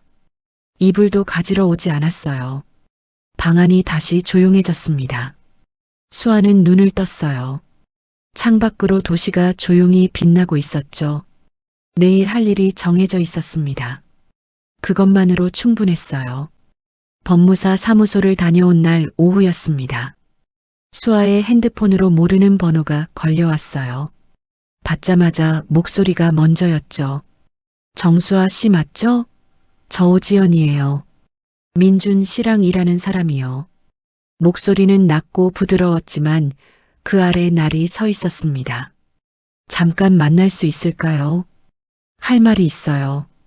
오래 안 걸려요. 수아는 잠깐 침묵했어요. 어디서요? 근처 카페로 올게요. 문자로 주소 보낼게요. 수아는 전화를 끊고 잠깐 핸드폰을 바라봤습니다. 일하는 사람이라고 했지만 목소리의 온도가 동료의 것이 아니었어요. 수아는 자리에서 일어났습니다. 카페에는 오지연이 먼저 와 있었어요. 창가 자리에 다리를 꼬고 앉아 있었습니다. 붉은 코트에 짙은 화장, 손끝에 커피잔을 가볍게 쥐고 있었어요. 수아가 앞에 앉아 오지연이 위아래로 한번 훑어봤습니다. 시선에 숨김이 없었어요. 앉으세요. 커피 시켰어요. 무슨 말하러 만나자고 한 거예요. 직접적으로 말씀드릴게요. 민준 씨랑 저 오래됐어요. 5년이에요. 수아는 아무 말도 하지 않았습니다. 오지연이 커피잔을 탁자 위에 내려놓으며 계속했어요. 민준 씨가 수아 씨한테 미안한 마음이 없는 건 아니에요. 근데 어쩌겠어요. 마음이 간 거니까. 그 말을 하는 표정에 미안함이 없었습니다. 오히려 담담한 척 여유를 부리고 있었어요. 이혼 서류 빨리 사인해 주세요. 우리도 정리하고 시작해야 하니까요. 왜 본인이 와서 그 말을 해요? 민준 씨가 말을 잘 못하는 편이라서요. 제가 더 명확하게 전달할 수 있을 것 같아서 왔어요. 오지연은 입가에 얕은 미소를 지었습니다. 수아를 동정하는 것도 아니고 미워하는 것도 아닌 표정이었어요. 그냥 처리해야 할 일을 처리하러 온 사람의 표정이었죠. 그게 오히려 더 가슴을 서늘하게 만들었습니다. 수아 씨가 뭘 바라는 건지 모르겠는데요. 솔직히 말하면 지금 수아 씨한테 남은 게 없잖아요. 그게 무슨 말이에요? 직업도 파트타임이고 어머니도 돌아가셨고 이혼하면 기댈 곳이 없는 거잖아요. 오지연의 목소리는 끝까지 낮고 부드러웠습니다. 하지만 내용은 수아의 가장 약한 곳을 겨냥하고 있었어요. 수아의 손이 무릎 위에서 조용히 쥐어졌습니다. 손끝이 차갑게 굳어졌어요. 오지연이 가방에서 명함 하나를 꺼냈죠. 저희 변호사예요. 합의 조건은 이쪽으로 연락하면 돼요. 조용하게 마무리하면 다들 편하죠. 명함이 탁자 위로 밀려왔습니다. 수아는 명함을 바라봤어요. 집어들지 않았습니다. 오지연이 잠깐 수아의 얼굴을 살폈어요. 기가 꺾이기를 기다리는 눈빛이었죠. 수아는 고개를 들어 오지연을 똑바로 바라봤습니다. 제 변호사가 연락할 거예요. 짧고 조용한 말이었어요. 오지연의 입과 미소가 잠깐 굳었습니다. 뭐요? 제 쪽 변호사가 연락할 거라고요. 이쪽 변호사분한테 받으시면 돼요. 수아는 자리에서 일어났습니다. 가방을 들고 코트를 여몄어요. 탁자 위에 명함은 그대로 뒀죠. 수아가 카페 문을 나서는 동안 뒤에서 오지연의 기척이 없었습니다. 아무 말도 없었어요. 문이 닫히는 소리가 등 뒤에서 조용하게 났죠. 바깥 공기가 뺨에 차갑게 닿았습니다. 수아는 걸음을 멈추지 않았어요. 손을 코트 주머니 깊숙이 찔러 넣으며 걸었죠. 손이 아직 차가웠습니다. 하지만 떨리지는 않았어요. 민준이 5년이었다는 말을 들었습니다. 5년 동안 거짓말을 한 거였어요. 5년 동안 수아의 곁에 있으면서 다른 데 있었던 거였죠. 수아는 그 숫자를 씹으며 걸었습니다. 다음 할 일을 생각했어요. 울지 않았습니다. 지금은 울 시간이 아니었죠. 일주일이 지났습니다. 그 일주일 동안 수아는 움직였어요. 법무사를 만나 재산 목록을 정리했습니다. 건물 세 채의 등기권리증을 전달했고 임대 수익 내역도 넘겼어요. 민준이 요구한 전세 보증금 반분 외에 수아 명의의 재산은 협의 대상에서 제외됐죠. 민준은 건물이 있다는 사실을 끝내 몰랐습니다. 알려줄 이유가 없었어요. 법무사가 상대 측 변호사에게 재산 내역을 전달했을 때 민준 쪽에서 처음으로 연락이 왔습니다. 야, 이게 무슨 소리야? 변호사가 왜 나오는 거야? 제 쪽 변호사가 진행하고 있다고 했잖아요. 그래서 뭘 어떻게 하겠다는 거야? 긁어부스럼 만드는 거잖아. 합의 조건은 변호사한테 전달해 주세요. 수아는 전화를 끊었습니다. 손이 떨리지 않았어요. 민주는 그날 이후 집에 잘 들어오지 않았죠. 수아는 빈 집안에서 혼자 저녁을 먹었습니다. 혼자 먹는 밥이 어색하지 않았어요. 이미 오래전부터 혼자 먹어왔다는 걸 이제는 알았으니까요. 협의 이혼 절차는 생각보다 빠르게 진행됐습니다. 민준 쪽에서 더 이상 끌 이유가 없었던 거였어요. 수아의 재산이 예상보다 없는 것처럼 보였으니까요. 건물에 대해서는 끝내 몰랐습니다. 서명하는 날 수아는 법무사 사무소에 혼자 갔어요. 테이블 위에 서류가 정리되어 있었습니다. 법무사가 페이지마다 서명할 곳을 짚어줬어요. 수아는 펜을 쥐었습니다. 첫 번째 서명란에 이름을 썼어요. 손이 멈추지 않았습니다. 두 번째 서명란, 세 번째 서명란, 네 번째 서명란. 끝까지 썼어요. 서명을 마치고 펜을 내려놓았습니다. 법무사가 서류를 모아 정리하는 동안 수아는 창밖을 바라봤어요. 거리가 조용했습니다. 사람들이 각자의 방향으로 걸어가고 있었죠. 이혼이었습니다. 2년 만에 결혼이 끝나는 순간이었어요. 수아는 그 사실이 생각보다 크게 흔들리지 않는다는 걸 느꼈습니다. 슬픔이 없는 게 아니었어요. 하지만 이미 많이 잃은 뒤였죠. 어머니를 잃었고, 결혼 생활의 환상을 잃었고, 믿었던 사람을 잃었습니다. 그 모든 것들이 한꺼번에 지나간 뒤라 이 순간이 오히려 조용하게 느껴졌어요. 수아는 자리에서 일어났습니다. 가방을 들고 법무사에게 인사를 했어요. 사무소 문을 나섰죠. 계단을 내려오는 동안 발소리가 조용하게 울렸습니다. 1층 문을 열고 바깥으로 나왔어요. 햇살이 얼굴에 닿았습니다. 따뜻하지는 않았지만 밝았어요. 수아는 걸음을 천천히 내디뎠습니다. 오늘부터 다음 일을 시작해야 했어요. 박상태에게 연락해서 건물 관리 인수 일정을 잡아야 했습니다. 세입자들과 직접 인사를 나눠야 했고, 임대료 수납 계좌도 수아 명의로 바꿔야 했죠. 할 일이 많았습니다. 그게 오히려 좋았어요. 손을 움직일 일이 있다는 게 지금 수아에게 필요한 거였으니까요. 수아는 핸드폰을 꺼내 박상태에게 문자를 보냈습니다. 오늘부터 시작하고 싶어요. 시간 되시면 연락 주세요. 문자를 보내고 핸드폰을 가방에 넣었어요. 발걸음이 어제보다 조금 빨랐습니다. 서명이 끝났어요.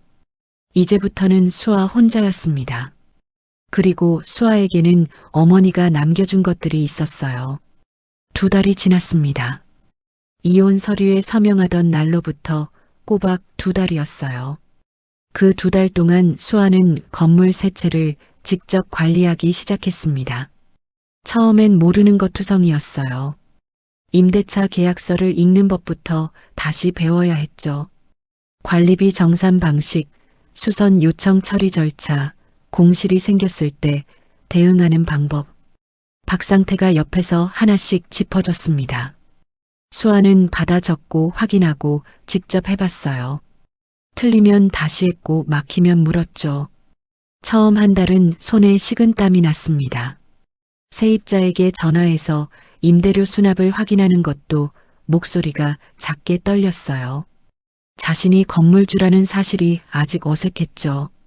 하지만 2번째 달이 되자 조금씩 달라졌습니다. 세입자들의 이름을 외웠고 각 건물의 구조를 눈에 익혔어요. 어느 층 화장실 물이 잘 안 내려가는지, 어느 사무실 창문이 바람이 드는지, 작은 것들부터 파악해 나갔죠. 박상태는 수아가 빠르게 익히는 걸 보면서 조용히 웃었습니다. 어머니랑 똑같은 방식으로 배우시네요. 어머니도 이렇게 했어요? 어머니도 처음엔 뭐든 직접 보러 오셨어요. 사무실 구석구석 다 돌아보고 메모하고. 수아는 그 말을 들으며 손에 쥔 클립보드를 내려다봤습니다. 클립보드 위에 오늘 점검 항목이 빼곡하게 적혀 있었어요. 어머니가 했던 방식으로 수아가 하고 있었던 거였죠. 그 생각이 드는 순간 발걸음이 조금 더 단단해졌습니다. 이날은 서대문구 건물 정기 점검일이었어요. 수아와 박상태는 층마다 올라가며 복도 상태를 확인했습니다.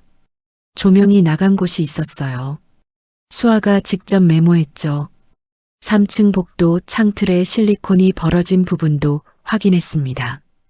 이건 이번 주 안에 수리 요청 드릴게요. 네. 제가 업체 연락하겠습니다. 2 사람의 대화가 짧고 명확했어요. 일이 돌아가고 있었습니다. 수아는 창가에 서서 잠깐 바깥을 내려다봤어요. 골목이 조용하게 뻗어 있었습니다. 2달 전에 처음 이 창가에 섰을 때와 같은 자리였지만 지금 서 있는 자세가 달랐죠. 그때는 창틀에 손을 얹고 어머니를 생각하며 서 있었습니다. 지금은 클립보드를 들고 다음 점검 항목을 확인하며 서 있었어요. 어머니가 말했던 것처럼 이 복도에 서게 된 거였습니다. 수아는 창밖을 한 번 더 바라봤어요. 파란 하늘이 맑게 펼쳐져 있었죠. 바람이 없는 날이었습니다. 햇살이 복도 바닥에 길게 드리워져 있었어요. 점검을 마치고 1층으로 내려오는 동안 세입자 한 명이 복도에서 마주쳤습니다. 4년째 들어와 있는 작은 디자인 사무실의 대표였어요. 건물주 오셨어요? 어머니 대신 오신 건가요? 네. 제가 이번에 인수했어요. 잘 부탁드립니다. 어머니 분이 많이 편하게 해주셨는데 건물이 조용하고 좋았거든요. 저도 그렇게 하겠습니다. 세입자는 고개를 한번 깊이 숙이고 돌아갔습니다. 수아는 그 뒷모습을 잠깐 바라봤어요. 어머니가 이 사람들에게 어떤 건물주였는지가 전해지는 것 같았죠. 말이 아니라 오랫동안 쌓인 신뢰의 무게였습니다. 수아는 그 무게를 넘겨받은 거였어요. 그것이 가볍지 않다는 걸 알고 있었습니다. 가볍지 않아서 오히려 더 똑바로 들고 싶었죠.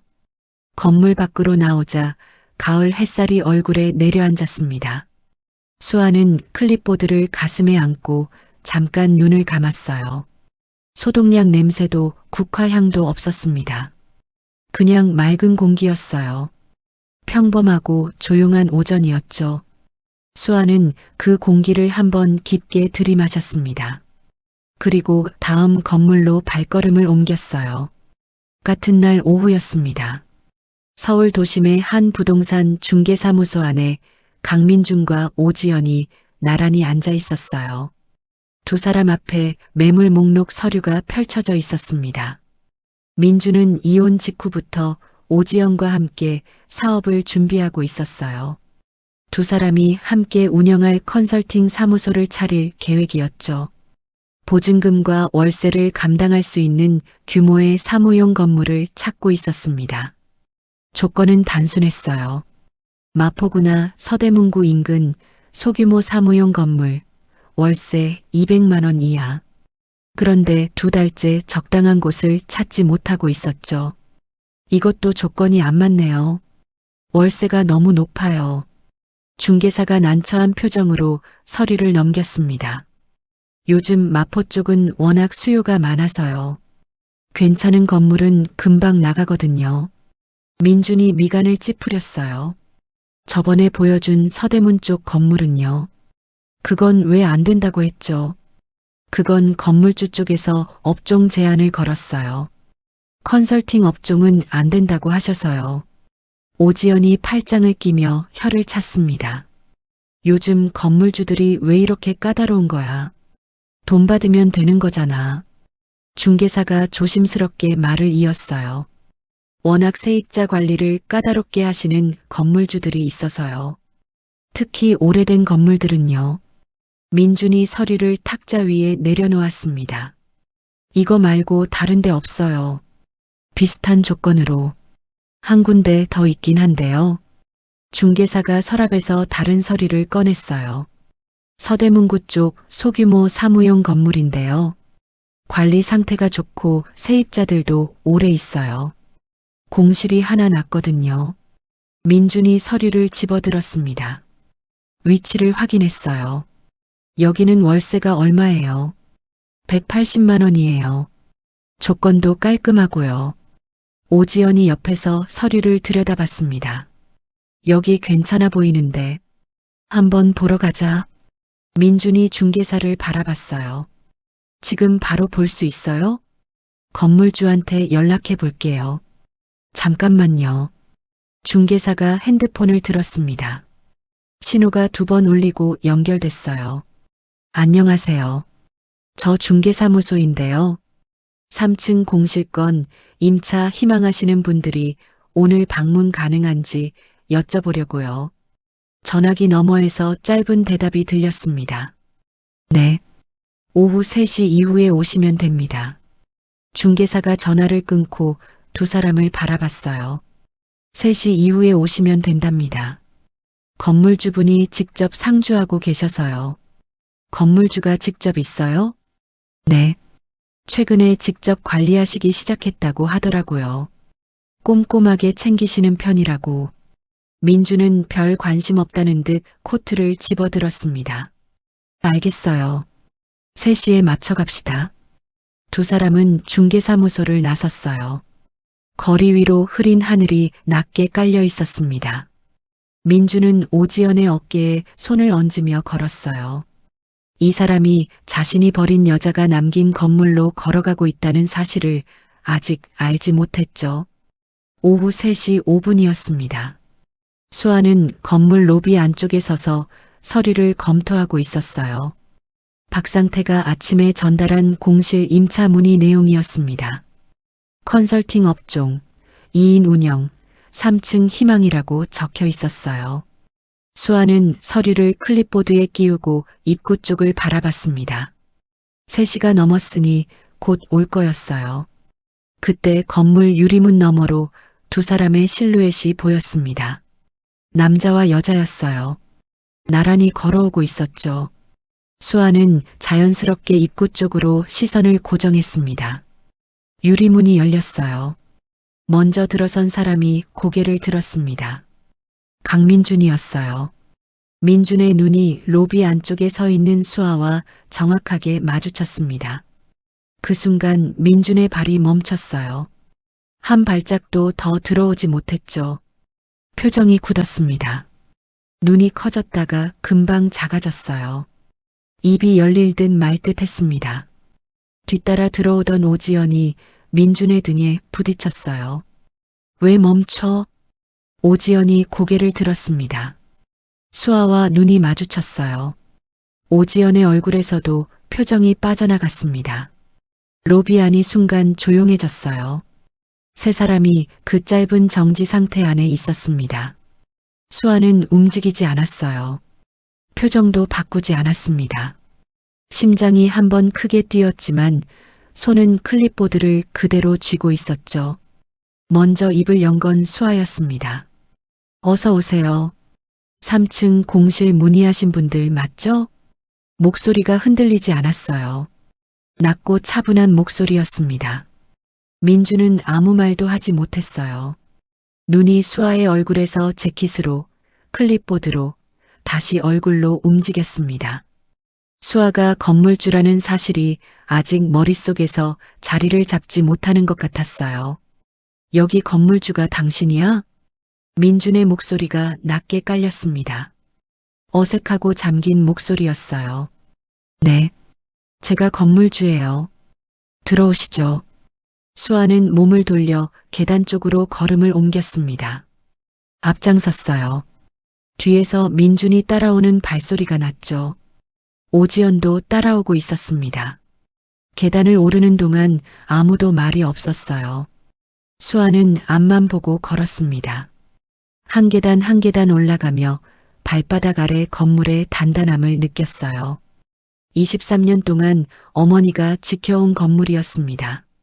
이 계단을 어머니도 혼자 올라왔을 거였어요. 수아는 그 생각을 하며 3층에 다다랐습니다. 공실 문 앞에 섰어요. 열쇠를 꺼내 잠금을 열었습니다. 문이 조용히 열렸어요. 햇빛이 없는 흐린 오후라 실내가 약간 어두웠습니다. 수아가 조명을 켰어요. 들어오세요. 민준과 오지연이 안으로 들어왔습니다. 민준은 공간을 둘러보다가 수아를 바라봤어요. 뭔가 말하려는 것 같았지만 말이 나오지 않는 것 같았습니다. 오지연은 창가로 걸어가 바깥을 내려다봤어요. 표정 관리를 하고 있었지만 어색했습니다. 수아는 클립보드를 들고 설명을 시작했어요. 전용 면적 20평이고요. 현재 상태 그대로 입주 가능합니다. 관리비는 별도로 월 20만 원이에요. 정수아 씨, 민준이 불렀습니다. 수아는 클립보드에서 눈을 들었어요. 계약 조건 더 설명해 드릴게요. 임대 기간은 기본 2년이고요. 잠깐, 나 할 말이 있어. 계약 의사가 있으시면 서류 작성하시고요. 없으시면 오늘은 여기까지예요. 수아의 말이 짧고 명확했습니다. 감정이 없는 말이 아니었어요. 있는데 드러내지 않는 말이었죠. 민준이 한 발짝 수아 쪽으로 가까이 왔습니다. 여기가 당신 건물이라고. 이게 어떻게 된 거야? 제 어머니가 남기신 건물이에요. 어머니가? 어떻게 어머니가 이런 건물을? 그건 제가 설명드릴 필요가 없고요. 수아는 민준의 시선을 정면으로 받으며 말했습니다. 눈을 피하지 않았어요. 민준의 얼굴이 복잡하게 변했습니다. 당황한 것도, 부끄러운 것도, 뭔가를 계산하는 것도 한꺼번에 섞인 표정이었어요. 그 표정을 보면서 수아는 아무것도 느끼지 않으려 했습니다. 하지만 느꼈어요. 이 사람이 지금 처음으로 수아를 제대로 보고 있다는 걸, 너무 늦었다는 것도. 계약하실 건가요? 오늘 결정이 어려우시면 연락처 남겨두시고 가셔도 됩니다. 수아는 클립보드를 민준 쪽으로 내밀었습니다. 연락처 기재란이 펼쳐져 있었어요. 민준은 그 클립보드를 내려다봤습니다. 한참 동안 아무 말도 하지 않았어요. 민준은 클립보드를 받아들지 않았습니다. 연락처 기재란을 내려다보다가 고개를 들었어요. 정수아 씨, 나 잠깐 얘기 좀 하자. 계약 관련 말씀이시면 들을게요. 그게 아니라 계약 외에 용건이시면 오늘은 어렵습니다. 수아의 목소리는 낮고 조용했어요. 높지도 않았고 떨리지도 않았습니다. 그 조용함이 오히려 민준의 말을 막는 것 같았죠. 오지연이 창가에서 돌아섰습니다. 일단 계약 조건 좀 더 들어봐요. 저희가 알아봐야 할 게 있으니까. 수아는 오지연 쪽을 바라봤어요. 표정이 달라지지 않았습니다. 보증금은 2천만 원이고요. 월세 180만 원, 관리비 별도 20만 원입니다. 임대기간 기본 2년. 업종은 컨설팅으로 확인했고요. 수아는 클립보드를 들고 항목을 짚어가며 설명했어요. 담담하고 정확했습니다. 마치 오늘 처음 만난 사람들에게 하는 것처럼요. 민주는 그 모습을 바라보다가 입술을 한번 깨물었습니다. 조건은 알겠어. 근데 정수아 씨. 네.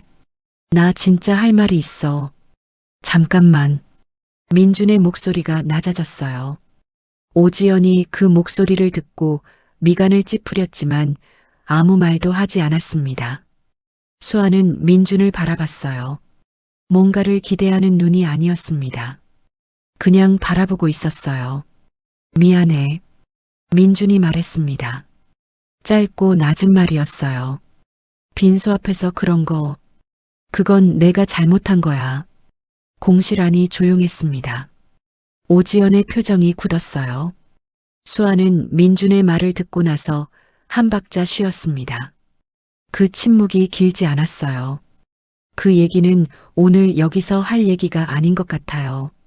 정수아 씨, 저는 지금 임대인으로 여기 있는 거고요. 두 분은 임차 희망인으로 오신 거예요. 그 외의 관계는 지금 이 자리에서는 없어요. 수아의 말이 또렷하게 공실 안을 울렸습니다. 민준이 눈을 감았다가 떴어요. 뭔가를 더 말하려는 것 같았지만 수아의 표정 앞에서 말이 나오지 않는 것 같았습니다. 오지연이 민준의 팔꿈치를 가볍게 쳤어요. 계약 얘기나 해.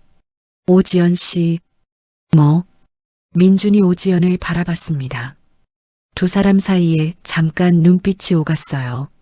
수아는 그 모습을 바라보면서 아무 말도 하지 않았습니다. 이 두 사람이 지금 어떤 상태인지 굳이 알 필요가 없었어요. 계약 의사 있으시면 서류 준비해 드릴게요. 없으시면 다음 희망분께 공실 안내하겠습니다. 수아가 다시 말했어요. 민준이 수아를 바라봤습니다. 여기 계약할게.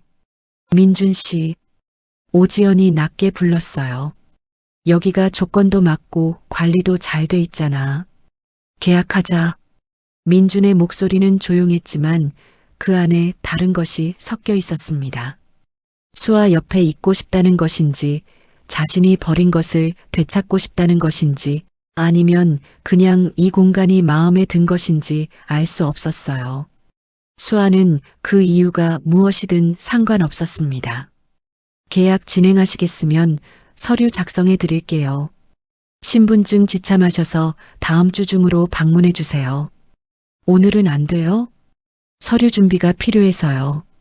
정확하게 진행하려면 절차대로 하는 게 맞아요. 수아는 클립보드에서 안내 메모지를 떼어 민준 쪽에 내밀었습니다. 방문 일정과 필요 서류가 적혀 있었어요. 민준이 그것을 받아들었습니다. 손가락 끝이 잠깐 닿았어요. 수아는 아무렇지 않게 손을 걷었죠. 2년 전에 당신이 나한테 종이를 건넸는데 민준이 낮게 말했습니다. 수아는 그 말이 무슨 뜻인지 알았어요. 빈소 앞에서 이혼 서류를 던졌던 것을 말하는 거였죠. 네. 이제 당신이 나한테 종이를 주는구나. 수아는 민준을 바라봤습니다. 그리고 짧게 말했어요. 이제 당신이 필요 없어요. 그 말이 공실 안에서 조용하게 울렸습니다. 민준의 표정에서 무언가가 흘러내렸어요. 핵심 대사가 돌아온 순간이었습니다. 처음엔 민준이 수아에게 던진 말이었는데 지금은 수아가 민준에게 돌려주는 말이었죠. 같은 말이었지만 전혀 다른 무게였어요. 민준은 아무 말도 하지 못했습니다.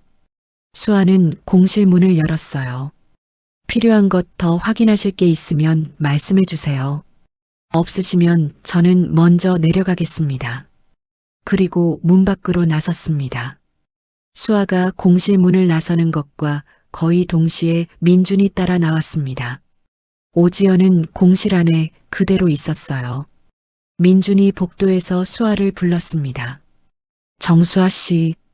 수아는 멈추지 않았어요. 엘리베이터 앞에서 버튼을 눌렀습니다. 버튼에 불이 들어왔어요. 정수아 씨. 잠깐만. 민준이 복도를 빠르게 걸어왔습니다. 수아는 엘리베이터 문이 열리기를 기다렸어요. 앞을 보고 있었습니다. 민준이 수아의 옆에 섰어요. 나 할 말이 있어. 아까 자리에서는 못한 말. 지금도 어렵습니다. 그냥 들어줘. 잠깐만.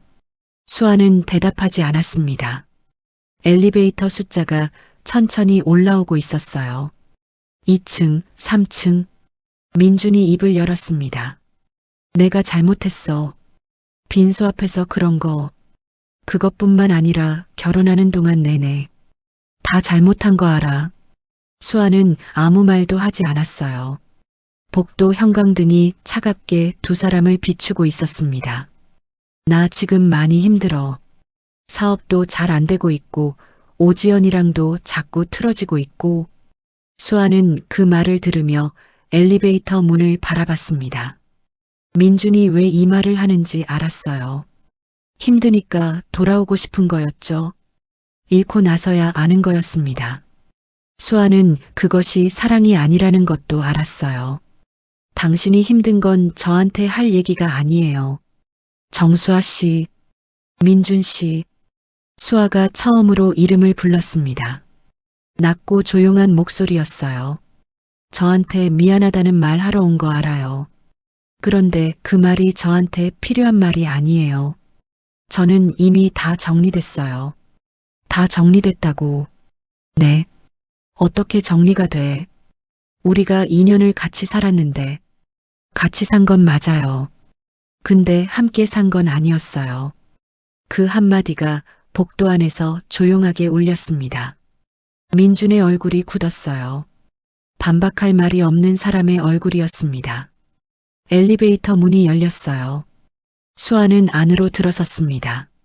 몸을 돌려 닫힌 버튼에 손을 올렸어요. 민준이 문이 닫히기 전에 말했습니다. 나 다시 시작할 수 있어. 우리.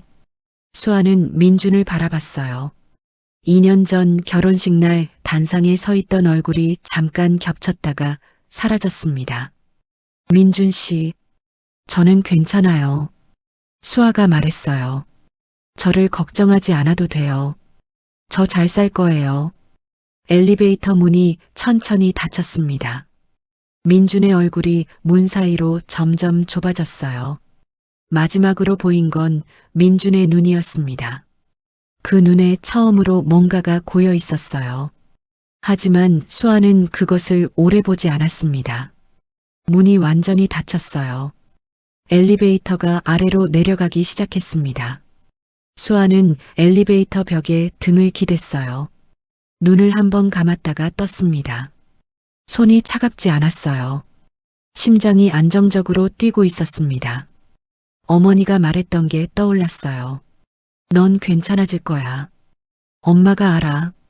그 말이 지금 이 엘리베이터 안에서 조용하게 울렸습니다. 수아는 입술을 한번 지그시 눌렀어요. 괜찮았습니다. 정말로 괜찮았죠. 엘리베이터가 1층에 닿았어요. 문이 열렸습니다. 수아는 걸음을 내디뎠어요. 건물 밖으로 나서자 흐린 하늘이 머리 위에 낮게 깔려 있었습니다. 그래도 어둡지는 않았어요. 빛이 구름 사이로 고르게 퍼져 있었죠. 수아는 건물 정면을 한번 올려다봤습니다. 3층 창문이 보였어요. 민준이 아직 저 안에 있을 거였습니다. 수아는 그쪽을 오래 보지 않았어요. 발걸음을 돌렸습니다. 갈 곳이 있었으니까요. 그날 저녁 수아는 납골당을 찾았습니다. 건물에서 나와 바로 왔어요. 다른 곳에 먼저 가고 싶지 않았죠. 납골당 안은 조용했습니다. 다른 방문객이 없었어요. 수아 혼자였죠. 이순자의 위패 앞에 흰 국화 한 송이가 놓여 있었습니다. 지난번에 수아가 꽂아두고 간 거였어요. 아직 시들지 않았죠. 수아는 위패 앞에 조용히 앉았습니다. 가방에서 파란 통장 수첩을 꺼냈어요. 두 손 위에 올려놓았습니다. 달코해진 표지가 손바닥에 익숙하게 닿았어요. 엄마. 수아가 작게 불렀습니다. 납골당 안의 고요한 공기가 그 목소리를 조용히 받았어요. 오늘 민준 씨 왔어요. 건물 임차하러. 수아는 말을 이어갔습니다. 엄마가 봤으면 어떤 표정 지었을지 궁금하다. 위패 앞에서 입가에 아주 작은 미소가 올라왔어요. 오늘 처음으로 짓는 미소였습니다.